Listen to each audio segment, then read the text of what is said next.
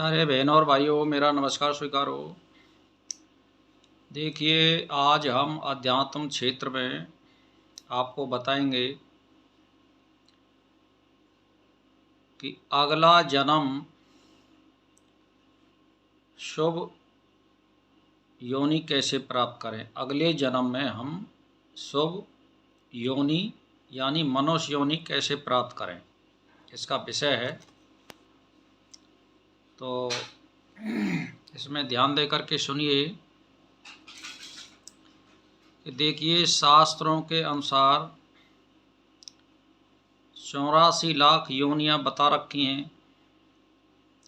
जैसे मानव, स्त्री और नपुंसक। नभचर यानी जो उड़ने वाले पक्षी हैं।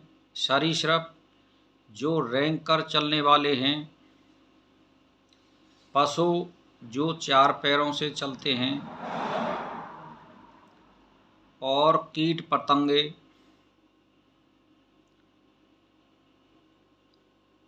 विषैले जीव जंतु। अब इसमें मनुष्य योनि में भी आपको ये ध्यान देना होगा, मनुष्य कईयों प्रकार के होते हैं।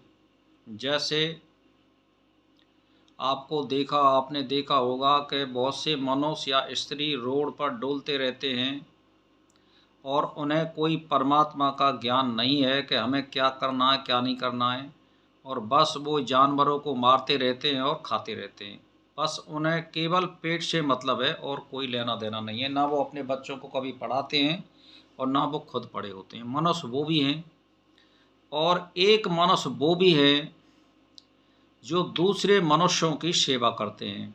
अपाहिजों की या असहायों की या वृद्धों की या गरीबों की, वो भी मनुष्य हैं। तो हमें ये ध्यान रखना होगा, आप जो भी कुछ करते हो, आप एक ही बात ध्यान दे दो। आप अगर काम करते हैं कोई भी, तो माँ ईश्वर का नाम प्रारंभ में ले लो। आप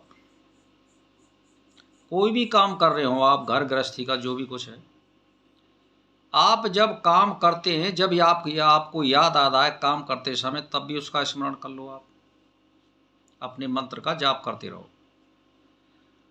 तो मेरा कहने का मतलब ये, फिर हमें आपके जो मंत्र आपने ले रखा है उसकी आदत पड़ जाएगी और परमात्मा का स्वरूप हमें 24 घंटा ध्यान रहेगा।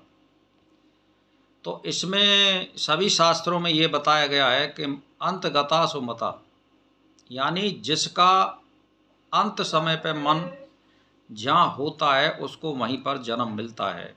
जैसे मान के चलिए, आपको अगर धन संबंधी ज़्यादा चिंता है और आपने धन संग्रह कर लिया है और आपके धन को कोई लुटेरे वगैरह ले गए हैं, या आपका धन खो गया या कहीं नष्ट हो गया, तो उसमें ज़्यादा ध्यान ना दें, या धन कमाने की ओर ज़्यादा ध्यान ना दें, और अंत समय पर वही ध्यान आ गया आपको धन संबंधी, तो ये शास्त्रों में बता रखा है कि शराब की योनि मिल जाएगी आपको, चाहे मिले कितने गुना के लिए।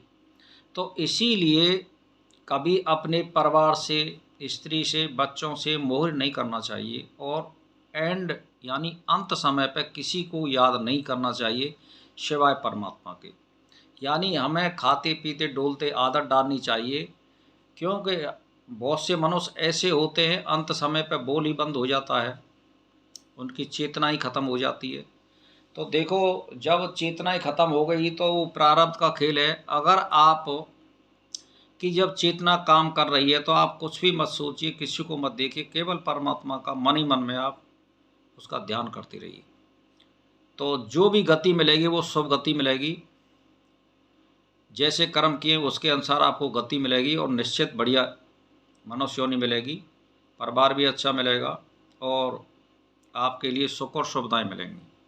तो मेरा कहने का मतलब ये है कि आप हमेशा चाहे 10 मिनट, 20 मिनट, आधा घंटा, 1 घंटा, 2 घंटा, ये आदत पारिए नहाने धोने की। सुबह शाम आप नित्य नैमित्तिक टाइम जरूर करें। ईश्वर से संबंधित, चाहे 10-10 मिनट कर रहे हैं, तो इससे एक आदत बनेगी और हमारी प्रकृति में वो रम जाएगी, हमें उसके बगैर कल नहीं पड़ेगी। तो फिर अंत समय पे जो आदमी ज़्यादा काम करता है ज़िंदगी भर, वही चीज़ याद आती है। इसीलिए मंत्र का एक ही बात ध्यान दे लो, खाते पीते डोलते उसी का जाप करते रहिए बस। तो इसीलिए आपका अगला जन्म शुभ होगा और बहुत ही सुविधाओं से युक्त होगा, और जो आपने संकल्प किए हैं और वो यहाँ पूरे नहीं हुए, वहाँ पर पूरे होने की पूरी पूरी संभावना रहेगी। इसी के साथ मैं प्रणाम करता हूँ।